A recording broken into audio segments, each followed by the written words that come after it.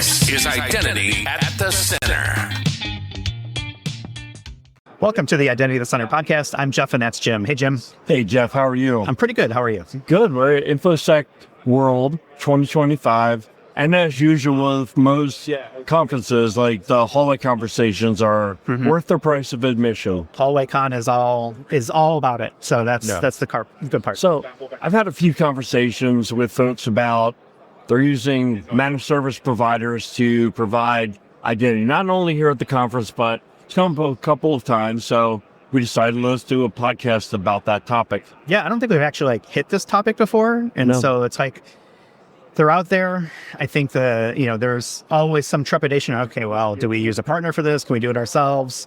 The answer is probably different for everybody. So it's not like a one size fits all solution, but it's definitely an area where from an identity perspective, we have to think about, okay, well, how do these people get access to things? If they're managing my data, what about other parts, other clients they might have, right? Things like that. So I thought it'd be interesting. And so again, I'm going to be distracted because again, looking past you as the episode recorded earlier, there's a pumpkin patch and people in wizard hats across from here. Well, Halloween is this week, so you got to cut them a little bit of slack. Like they're trying to be festive, right? And we have Halloween candy. Yeah. I mean, look, we're at a conference, right? You need to have something to hook people coming in. Yeah. And it's like, well, that's interesting. Like for us, hey, we're doing a podcast in the middle of like the RSM and Identity at the Center, expo hall space. And so, like we're all trying to do our thing. And we have Butterfingers. And other coffees. And who do we thank for the Butterfingers? It's our guest today, Mr. Mike Reiring, who joins us from Tampa, coming in here to Orlando. Thanks, guys. Thanks for bringing the candy. Yeah, so candy will get you everywhere on this podcast. I had to be careful to bring candy that I don't love. So that I didn't personally eat it all. So, yeah. That's a good strategy. So there's 100 grams and crunches in there. Yes. And that has been a problem for me. I would just say that up front right now. So for me, the thing that's in there that I like is the Butterfinger. And I managed to resist for the most part. Okay. Well, thanks for being here with us. So you're a member of the RSM team here. I'll let you kind of introduce yourself, but we're all part of the RSM and was like, okay, we're gonna have a conversation about managed providers and kind of things like that. Yeah. So tell us who you are. What do you do? So I'm a principal in our technology consulting space, and I work on managed services. So I both, I'm a leader in the practice that delivers managed services to our clients, and I serve clients. So been doing the managed services thing for a while. So before I came in, I'm a recovering nerd. They don't let me do that anymore. Right? I'm not allowed to actually touch the keyboards, but yeah. So how did you get into like the technology space? So like the origin story of you. Yeah. I went to school for computer science, but I haven't ever actually been paid to write any codes. Is that a good thing? I guess. It depends what you mean by code, right? So I've scripted a bunch of stuff, right? Because most IT people have done some sort of automation, but I've been an infrastructure person my whole life. So before I came to RSM, I used to implement things like Microsoft Active Directory and Exchange servers, and back in the day, Teams used to be called a thing called what was it? OCS, Office Communication Server. So I used to implement that thing. And like talking to you about identity is always interesting to me because like that whole Active Directory thing is like, it is at least in part an identity system. It's an identity provider. Right? It's the gift that keeps on giving and will never die. Like everyone uses Active Directory for the most part. We can call it Contra, we can call it whatever we want, but it's Active Whether it's on-prem or in the cloud, there's a directory somewhere. And I think, just my own experience. Well, I don't know. I've never had a Exactly. Yeah. So, Mike, one of the reasons that we wanted to have you on the show is that you're heavily involved in the MSP kind of focus. Yeah. And that's just like, it seems like it's a rapidly evolving area, and a lot of organizations are doing it now. We're reaching the identity practitioner listener base, and these are folks who are having to secure access for their MSP providers. What have you seen in terms of the evolution over the last few years, and what are some of the biggest impacts to those identity people? Yeah. The standard of what good stewardship is has certainly evolved, right? In a lot of ways, in the identity space, in what minimum security standards are for various industries have evolved, and people have had to get a lot more mature, right? The threat landscape has definitely evolved and changed just in the last 5-6 years. You look around, we're at this, it's a cyber conference, and you walk down the halls and you see the names of vendors that were selling antivirus products, 20 years ago. And you're like, wow, I didn't know they were still in business. Right, yeah. Because I think of them as like a legacy signature-based antivirus provider. And then you see other people that are, didn't exist back then, and now they're leaders in this space for things like EDR and detection and response, and that whole space has changed. Identity's changed it. So when I first started working in the managed services space, we always had, the companies that I worked for at the time, we used shared accounts to access our client environments. Even the most privileged accounts, the domain admin, enterprise admin level accounts were a shared account, Acme MSP admin, client name.com. Right? And almost nobody wants to use that anymore, right? That's right. Yeah. Not the leading practice. And we should just call it that, right? So it's really easy to identify in the list of accounts, right? But that whole thing has changed, and the vendor landscape has evolved to support some of that, and in other ways is way behind, and you have to work around it and use third-party stuff to help either federate or do just-in-time privileged access to the client environment, those sorts of things. So and of course our clients, in RSM we serve the mid-market, which that means a lot, right? That means very, very small, immature environments. I serve a not-for-profit that has a budget of $20 million a year for the whole not-for-profit, not for IT, not for identity, not for cyber, the whole budget, right? And then I serve other clients that are, in, the billions of dollars space. So their maturity and their expectation and their ability to even participate with you in securely and responsibly accessing their environment is, this massive continuum, right? So it's not boring when you think about it from that perspective. Yeah. And do you feel like you're walking around here in the vendor expo hall here at the conference, do you feel like the technology solutions are evolving to kind of solve those problems well, or is this still a major gap in terms of, a focus on solving the problem of having multiple third parties coming in and managing the IT environment? Yeah. That I don't know. I'm not an identity expert, so I don't feel really qualified to answer the question, to be honest with you. I do know that most of the folks in the expo hall are not trying to solve my problem as an MSP. Most of them, right? They're building solutions for enterprise-sized clients to do identity and access management for an enterprise, right? And my business problem is a little different as I think about serving my hundreds of clients who have extraordinarily disparate technology platforms that may or may not be able to consume identity from the IDP that I select, right? Or the federation and, orchestration platforms that I select, right? So I feel like I can get to 80%, and then that last 20% is just really, really long, right? So we still have shared accounts that we use to access certain client systems that just can't play in the sandbox. Yeah. Right? And we just have to be really diligent about how we manage those privileged accounts. Right? Yeah. We keep them in a vault.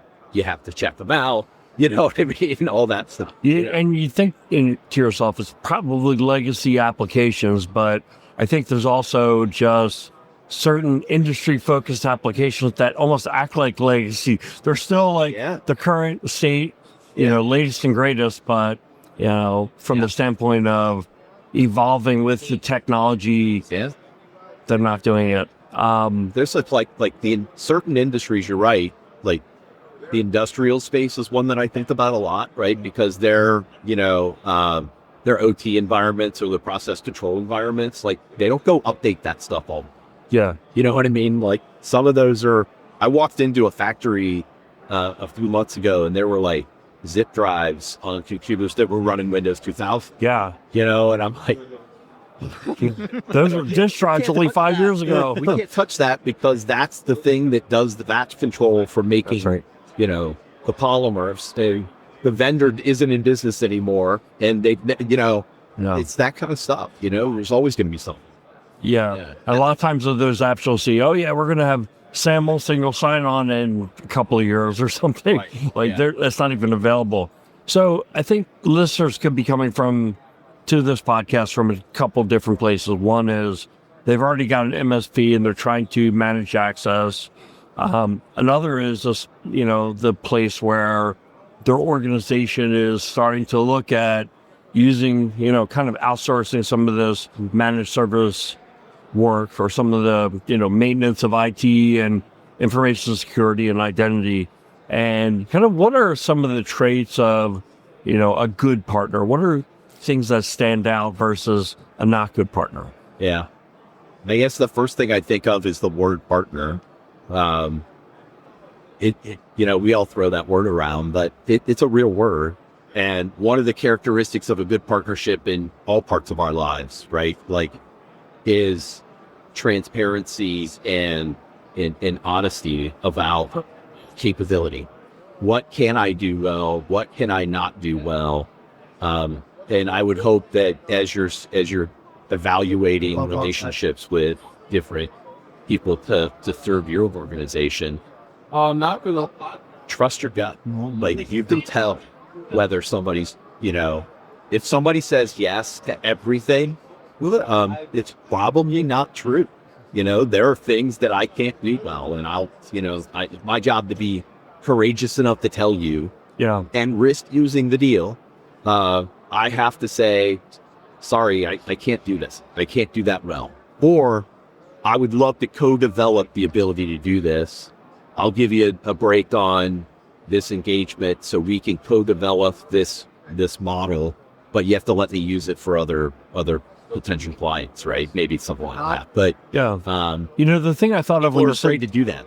Yeah. The thing I thought of when you said partnership is also there's two sides to a partnership, right? If all you are looking at is like what you're going to get, that's not a good starting point, right? And I think, I've worked in organizations where we looked at MSSPs and MSPs, and it's like, ultimately the bottom dollar is going to be one of the main drivers, but you can't kind of just go into and expect the world and the lowest price, and because what you're probably going to get is a lot of promises that will never be fulfilled. Yeah. To me, it's kind of like it's a give and take. Yeah. Well, and getting an MSP or an MSSP onboarded to deliver the service to your organization is painful. Like, it's hard. There's real work. Like, we have to learn each other. I have to learn all the nuances and all the little, institutional knowledge that you, as the consumer of the service, may have well documented, but you probably don't. At least I haven't met you yet. So if you're one of if there's a listener out here who has all the institutional knowledge really well documented, like, please call me. I'd love to serve you. But I haven't met that. I haven't met that client yet, right? There's always stuff that's locked up in people's heads that's really, really important. And learning those things is super, super, super important, and it takes time. And we have to document that stuff in our IT service management platform, and exchange of knowledge and standard operating procedures and all that kind of stuff. And then, deploying the tooling and all that, right? So it's time consuming and it's expensive. And so, to your point, you don't want to make a transactional decision on that relationship because 3 years later, you don't want to change. hurts to change. It costs money and time, and it's disruptive to change. You mean change partners? Change partners, correct. Right. Yeah. So hopefully you make a good choice and you have a good culture fit, and it's truly a push. I kind of feel like something I've seen my clients struggle with is they'll get an MSP or MSSP relationship. It'll be written for, hey, we'll run your environment as it is on such and such a date. 3 years into the future, the contract hasn't changed, but the technology is really changing. And it's like, where does that leave you? Yeah. I mean, it kind of depends what service you're subscribed to. We've been talking so far in the conversation about like MSP as if it's one thing, right? When for a really small client, the idea of being their MSP might be that I'm the total outsourced service. Like I am the outsourced IT department. They don't have any money. So when you say I'm your MSP, that to that client, I'm everything. I'm the service desk. I'm monitoring. I'm patching. I'm, doing, new hire onboarding. I'm deploying PCs. I'm doing endpoint lifecycle. I'm doing all that stuff. Okay. But to another organization, to be their MSP might just mean that I'm the outsourced service desk, or I'm the outsourced monitoring, like network monitoring team, or I just do firewall management or whatever, right? It's a discrete service. So it depends what the service is, right? And it's just that it's not one size fits all. I'm glad you made that distinction, because I think we sometimes get caught into like, okay, is it MSP? Is it MSSP? Is there a difference? I do think there's a clear distinction. So let's talk about that, because people might not be familiar with all the acronyms. That is for some of our, our less experienced buyer, right? Or our client who, it's not always even an IT professional who I'm interacting with as the prime partnership. Sometimes it's an operating officer or somebody like that. And for an IT professional or a cyber or security professional, we kind of intuitively understand that there's a difference, right? The outsourced MSP is really, I use the word infrastructure and operations. Like we're keeping the thing up and running and operating it for you, right? So, we're making sure that all of your systems are available and ready to do their job, right? The security provider is really, like, I think of as the cyber operations, right? They're probably delivering a set of, they're probably operating a security operations center for you. They're probably ingesting your telemetry and your events into their SIEM. There might be providing you with endpoint detection and response tooling, and they might be doing some kind of vulnerability scans on a periodic or continuous basis to make sure that we're staying ahead of the vulnerabilities that are in the environment, whether they be configuration or patch or whatever the thing is, right? And there's got to be connectivity between those two parties, whether they're the same company delivering both of those capabilities, or you buy those things from two different companies. There has to be connectivity. So, like here at RSM, the MSSP team does vulnerability scans for our clients as part of their scope of service when you buy that service from us. But my team on the managed IT side does the vulnerability remediation.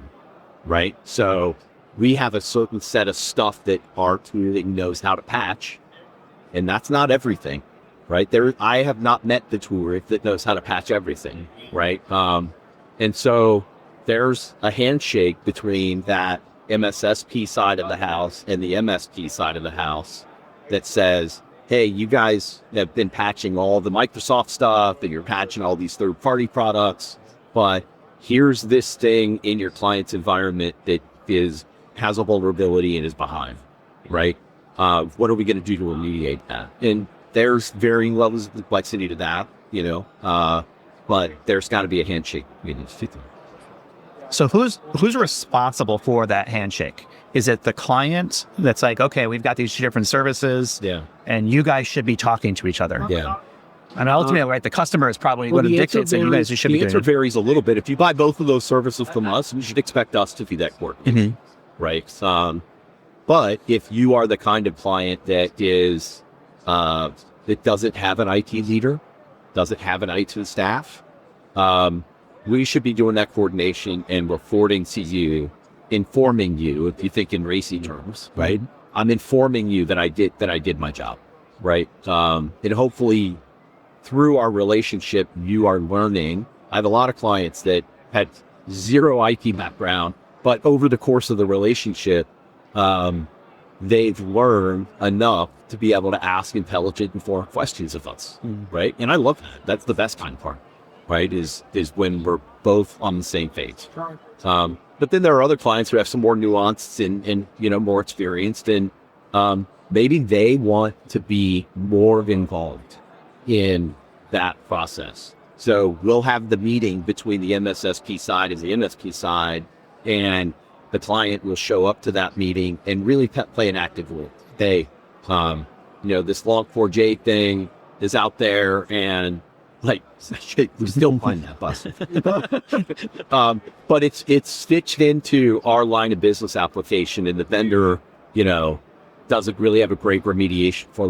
You end up in those kind of conversations, and hopefully the client is equipped to participate fully in an informed manner in that conversation. So let me ask you for 3 questions that a client should ask their managed partner. Like, what are the 3 things that I would say, okay, I'm interested in this concept of some sort of managed service. So what are 3 things they should be answering? This is somebody who has not done outsourcing before, and they're thinking about doing it. Yeah, let's take it from that angle and say, okay, what should they be asking? Yeah. One of them is like, what widgets are we counting? Okay. Like, how do you determine what my fee is every month? Okay.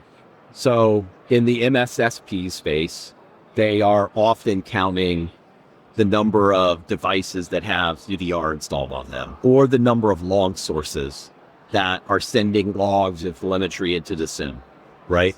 In the MSP space, we're often counting, sometimes for those like relatively simple, smaller clients, we're just like per supported user per month. That's the widget. I'm counting the number of employees that you have who could call the service desk and who carry a laptop. So what's the widget that I'm counting in order to determine and there are people out there, like, especially in the large enterprise space on the help desk side, it's, fee per service desk call per month. And you pay every time you call. Like, I personally don't like that model because it just doesn't incent the right behaviors. What's the service provider's incentive to drive down the volume of service desk calls and be prominent, right, in that model? Maybe I don't understand it. I don't know. But what's the widgets? What's another one? Who is going to, after the salesperson walks away, what's my escalation path? Who's my account manager? I'd like to meet them. I hope you've already met them through the sales process. But who's the escalation path? What happens if that person goes on PTO or vacation? How do I get escalation if I have a problem? And so I would want to know that.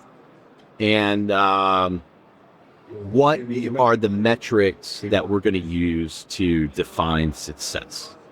And so that could be, response time and a service level agreement around response time. If it's a service desk thing, one of the things we report to our clients in a program that I run is I report the client satisfaction to my clients.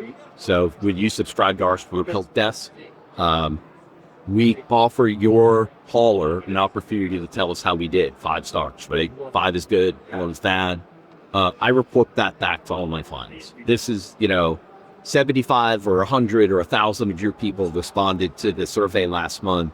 And this is how many people told us we did a great job. Here are the ones who told us we did a poor job.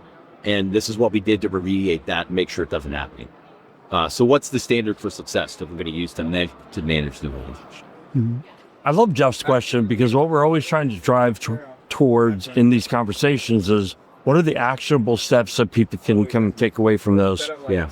And I'm sitting here processing when you have an MSP and an MSSP, it feels like identity becomes the area where it's like, where does that line kind of stop? Because you want to say, oh, MSSP, you do identity, but I would think in the world, the MSP is often running like Active Directory, which ends up being one of the most important identity systems. Yeah. So if you're kind of architecting the solution, like roles and responsibilities, but also realizing that the tech landscape changes every couple of years. Sure. What is the approach? And I always feel like a well-informed client is the best client because they understand the challenges, right? Well, you don't have misunderstandings and surprises, right? Right. I want a well-informed client for sure. Where identity lives is kind of up to the client, right? You guys probably work with clients at yours, and probably there are people on this call, and some of the people are on this podcast that are consuming the podcast.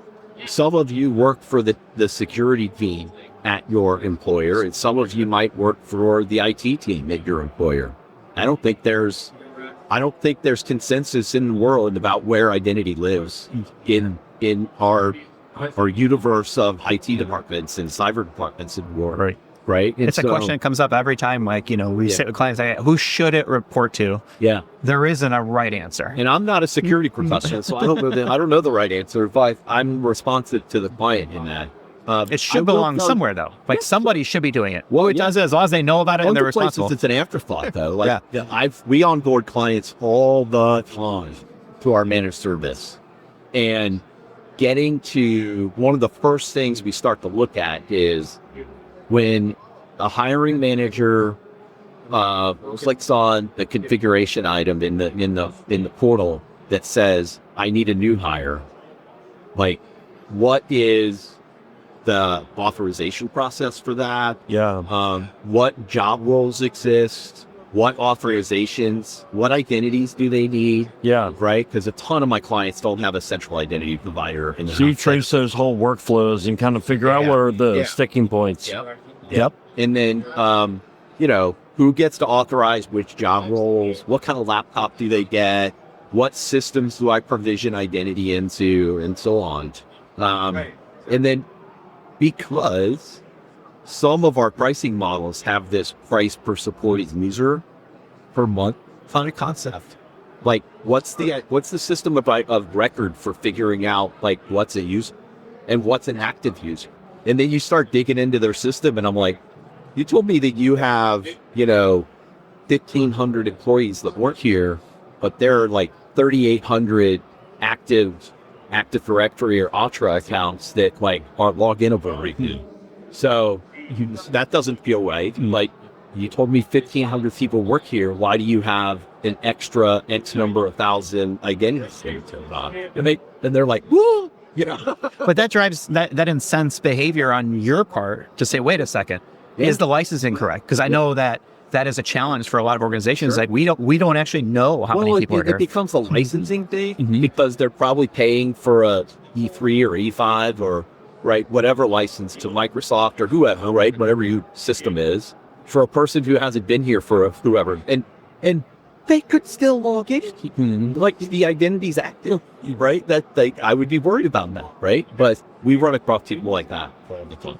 These kind of like workflowing processes sound to me like the perfect topic for workshops, 1 to 2 day workshops. I'm just wondering, have you ever gotten it done in 2 days? Well, at some point you have, right. At some point you got to say, okay, we're going to go with vendor A or vendor B. Yeah. Do you get that opportunity in a lot of, because I've seen RFPs be the way to kind of like get folks to come in, but it seems like it's such an important process to figure out, like, are we working with somebody who gets it and cares about our needs? Yeah. Or does it come down to, all right, put together a bunch of documentation and give us a price? Yeah. The RFP thing's so tough. Like, I'm on record as not liking them. Well, no vendor likes them, right? Like, I don't like doing them even on the customer side because they don't really it seems like it's a paperwork exercise. But they exist, at least in principle, they exist to like keep the process objective, right? So it's not who took you to dinner, it's not who gave you tickets to the hockey game. It's ideally you would like to see that RFP processes are a way to keep things objective, but you're right, it ends up putting up this wall between your organization and potential service providers that's hard to penetrate. It's hard to get to what the real consumer of the service really cares about and wants, and be responsive to that, while still respecting the spirit of the RFP process and function. I struggle with it a lot. So I also don't like them, but I understand why they're late, right? You end up with like a procurement person who sometimes, larger organizations might have a procurement person who's assigned to IT or security or cyber and the office from the system. Right. And over their career, they actually understand the things they're trying to help high, right? But then sometimes come across procurement people who are really just box checkers, have no clue what the service is that they're trying to facilitate, and they're just running through a process, and that's tough. Yeah, I just feel like it's the RFP process, the spirit and the intent is good, but the execution in the real world is very lacking. We can say that about so many things online. Yeah.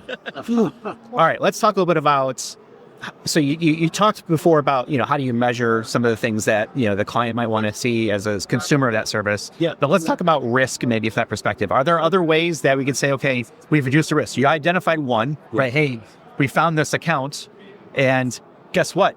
It should have been, removed a while back, right? Licensing.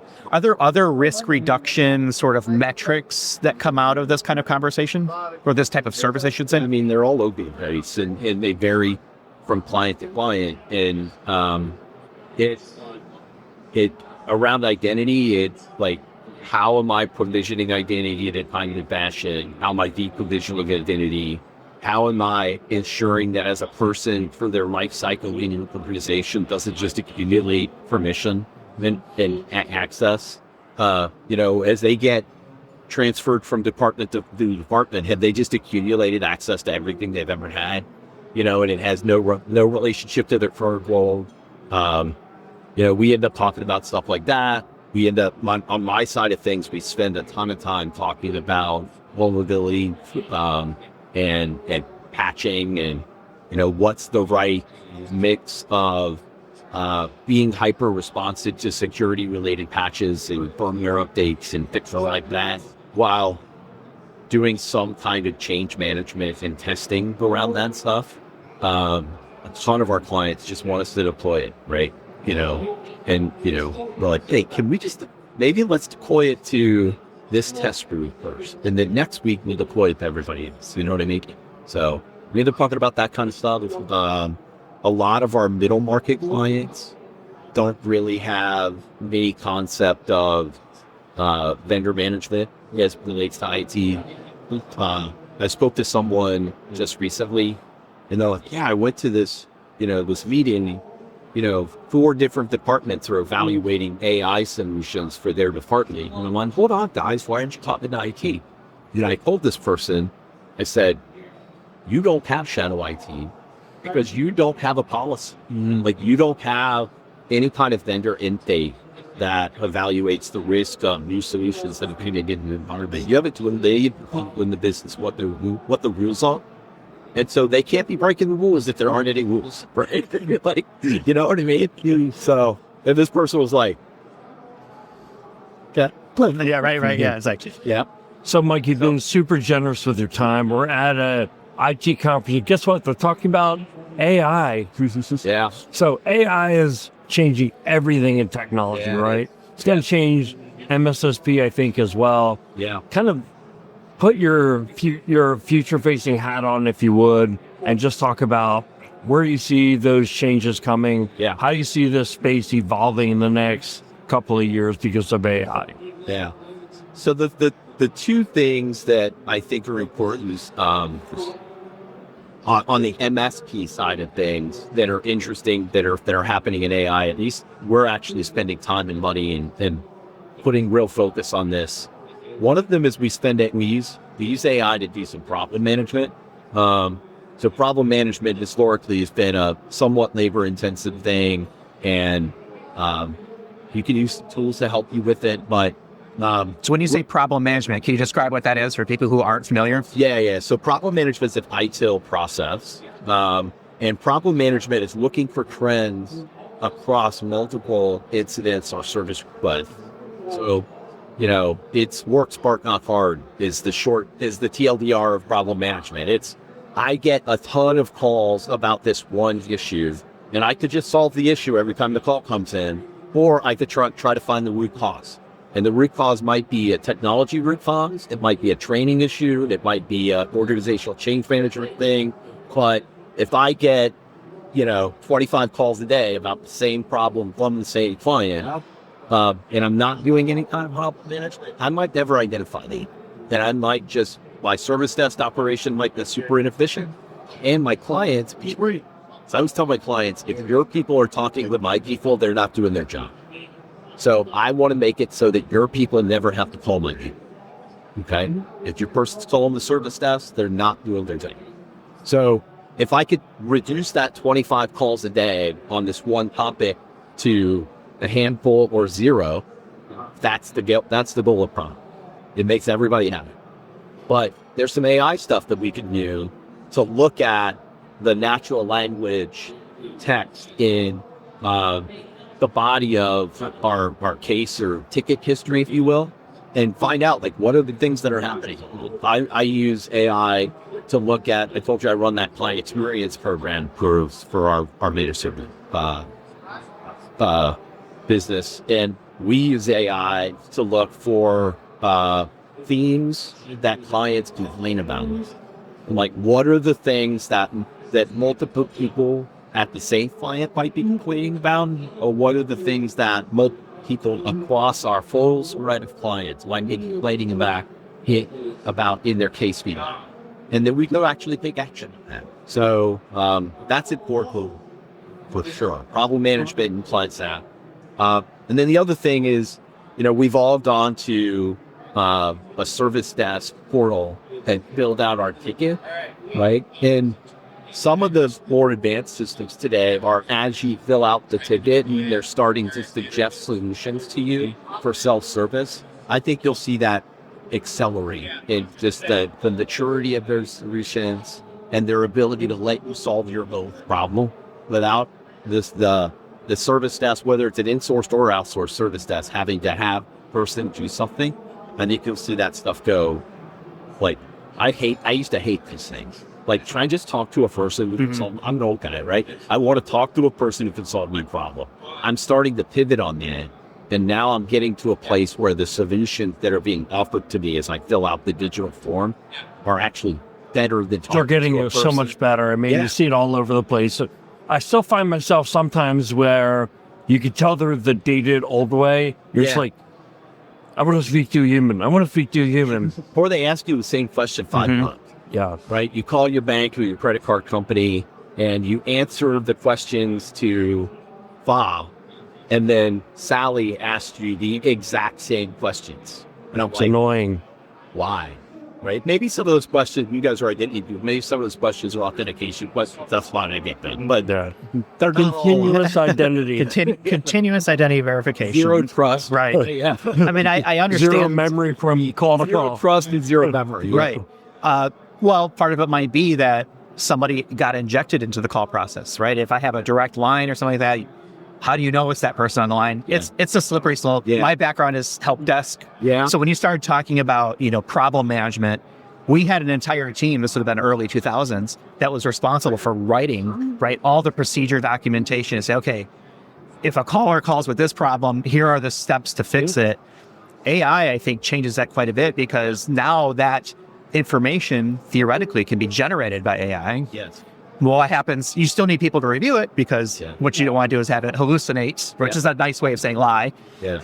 To give you incorrect directions on how to solve something. So it's a very fascinating world we're in right now, where AI is literally touching like every single part of the journey of a customer through any support mechanism, whether it's they hit the help desk, right? And if the help desk has a problem, they're referring to documentation. All that's being, set up through potentially AI. Yeah. Identity problems are part of that. Again, you run help desk, you're probably getting phone calls for my password doesn't work, or I can't get my mobile device connected to the MDM, right? This is we're a little inside baseball. We had some problems with this, right? Yeah, exactly, right? So things like that these are all identity problems that are coming in through the first point of contact is either a web form, right? My ticketing system, my TSM, or I'm picking up the phone and calling somebody. A lot of this stuff is just changing the way it's working. I kind of feel like that companies are sometimes afraid to unleash the full power of AI. So, for example, I called in for a pharmacy prescription renewal, and it was like, I can help you with that. Give me the prescription number. It's like, I don't know the prescription number. Yeah. Can you tell me all of the prescriptions I have with you, and I'll tell you the one that I want? Well, I think their AI was definitely smart enough to pull that back. But at some point, someone put guardrails on the AI and said, we're not going to do that, right? That's too much of an opportunity for fraud or whatever their concern was. HIPAA concerns, all kinds of stuff. concerns, but like, man, that would have been like super useful. Instead, I was like, talk to human. Yeah. I went to a client experience conference recently, less than a year ago. And in the client experience world, one of the things that happens is this concept of close the loop, right? So if somebody gives you negative feedback, like somebody should reach back out to them and at least send them an email and acknowledge their pain, right? Or maybe call them, whatever, right? And one of the vendors in that space was touting their ability to do close the loop without human intervention, right? So the agent can reach back out to the person who gave you negative feedback and make them heard. And I just found it ironic that you're using a system to make your customer feel heard by an empathetic human, but they never get to talk to him. Right? And at what point do our agents just talk to each other? That's what that's a lot of transactions taking place. They're going to be agent to agent, and then you guys figure it out. Let me know what you decide. Your agent. Right? Yeah, exactly. Yeah. It makes us all sound very important, right? Yeah. Agents. Yeah. You've been very generous with your time, and it's getting loud here in the conference kind of expo area. Like, I feel like I'm just being served. Microphone, right? Yeah, talking a little bit background. We should be fine. Yeah. You do photography on the side, and we were kind of talking a little bit about like geeking out maybe some of the tools and stuff that we're kind of using here. You guys have the audience probably can't see it, but you guys have like a really cool portable video and audio rig here. So thank you. It works for what we do. Yeah. I want to know, from your photography expertise and your history, like what is your is definitely too strong of a term. Okay. Your interest in it. Like, what is your favorite thing to photograph, and like, what is it about photography that like you just enjoy it so much? I like travel photography, so I'm the person who probably doesn't pick up the camera often enough. So I definitely take it on certain kinds of trips. And I think it gives you an opportunity to look at the world with intentions. So anybody can pick up a camera or your phone and just snap it, right? A lot of people will say the best camera is the one you have with you. The one you carry. Right. And for a lot of people, it is their phone, right? That's right. Yeah. But I'm a nerd, so I like to have a real camera with me. But I do travel photography, and I like to take pictures of wildlife and birds.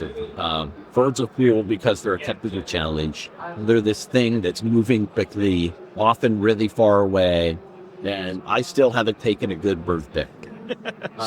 So I've taken some bird pics that I was like, okay, that's cool. But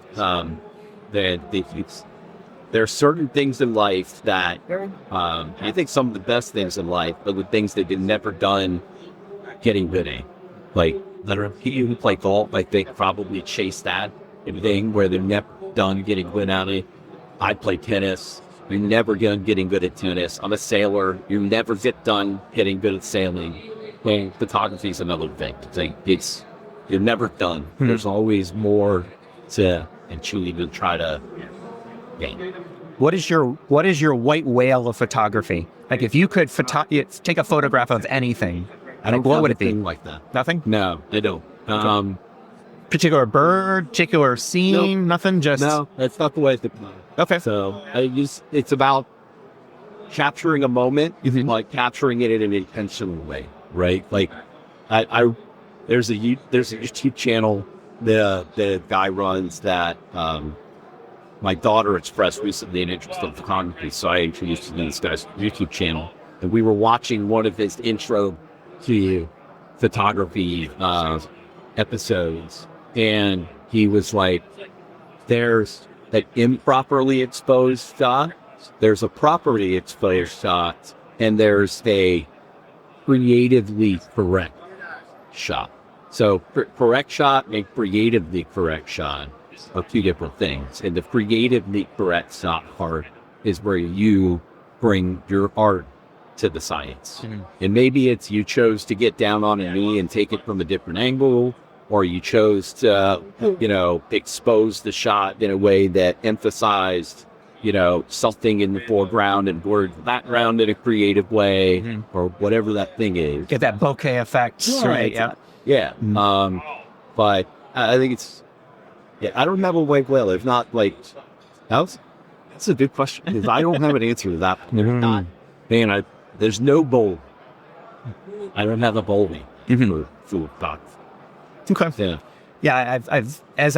As we've grown this podcast, right? We've introduced video, I think, in the last year and a half or so.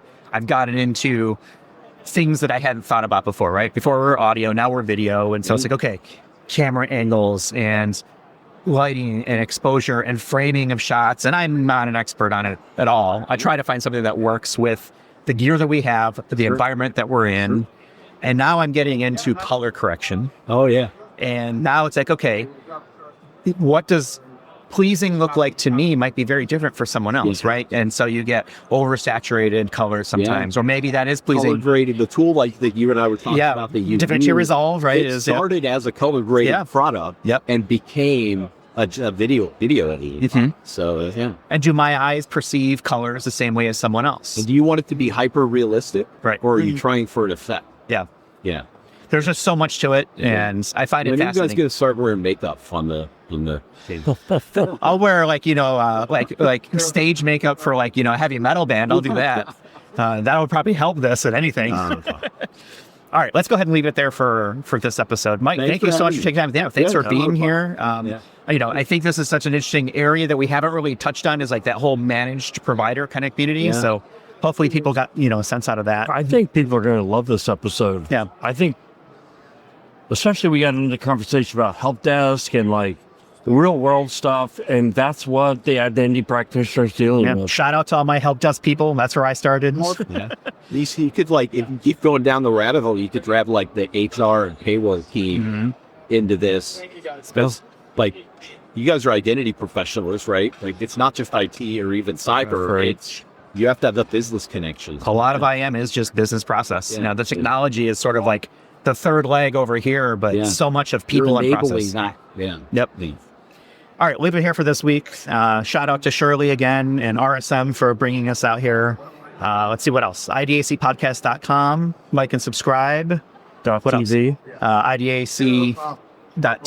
No, IDACpodcast.tv. I should That's know our this. YouTube channel. Just go to IDACpodcast.com. It's there, the YouTube channel. You link to everything else. I know. I've got too many domain names for the podcast now. I'm starting to lose track of it. I need Was this defensive domain name registration? A little bit. Okay. But also, it's all right, how do we make sure that we got things covered? I need a PAM system for all my domain names or something. I don't know. That's a whole different. We manage for the MSP. Okay, well, so you could become a customer. All right, well then maybe we shop out. If only I had an episode that I could lean into and say, what should I be asking my provider?